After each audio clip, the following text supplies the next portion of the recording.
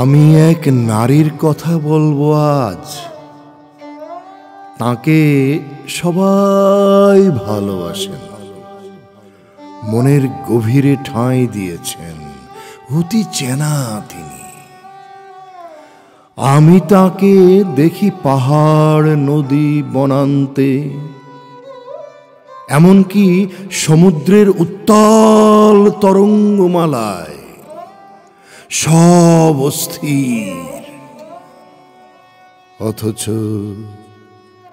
তিনি শান্ত, দৃঢ়, বিশ্বাসে অটল। ভালোবাসায় সাত সমুদ্রের উর্মিমালায় যেন গাং চিলের ঝাঁকের পর ঝাঁক নির্বিঘ্নে খেলা করা। কদিন ধরে কত জায়গায় গেলাম, অস্থির আমি। বনের ধারে, জলের কাছে, পাহাড় চূড়ায়, একেবারে পুকুর পারে। সবাই একযোগে বলল, তুমি এখানে বসো। তুমি কাঁদছো কেন? তোমার খালেদা জিয়া হাসপাতালে? তুমি তাকে দেখবে বলে মন কাঁদছে? আমি বললাম, হ্যাঁ।